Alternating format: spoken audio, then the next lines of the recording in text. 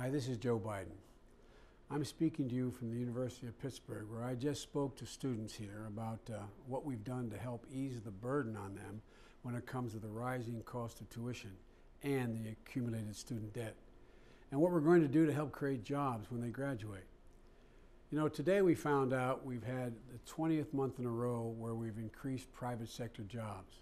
104,000 this month, 104,000 private sector jobs. But as all of you know, that's not nearly enough. And we have to increase the pace. We have to act now to do everything in our power to keep this economy moving and to grow jobs.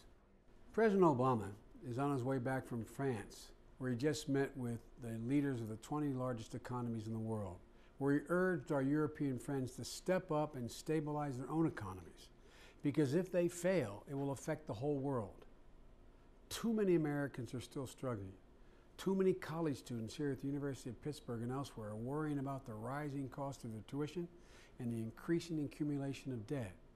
And too many of their parents are in stagnant jobs or out of work, wondering if they're going to be able to send their child back to college next semester.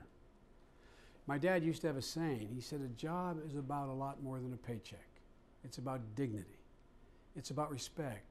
And too many Americans have been stripped of their dignity through no fault of their own. So we can't wait to help them.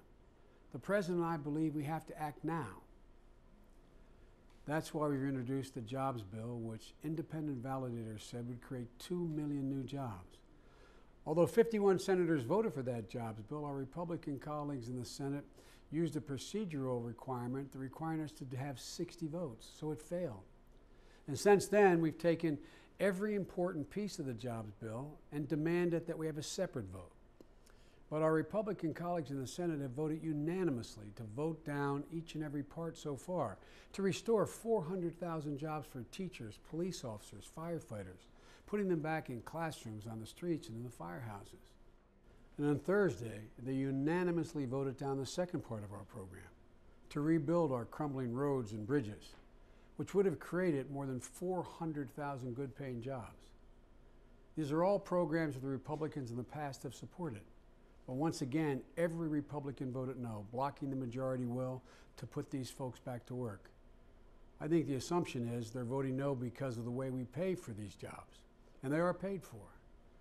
Well, we think everybody should pay their fair share, and that's why we added a small surtax on the first dollar after a person makes his first $1 million to pay for it. It seems fair to us. It's a small price to pay to put hundreds of thousands of people back to work.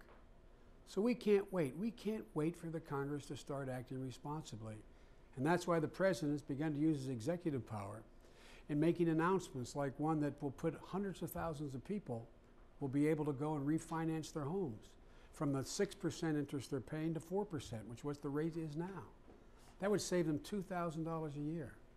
That's why the President announced that beginning next year, no student will have to pay back more than 10% of their discretionary income toward their student debt.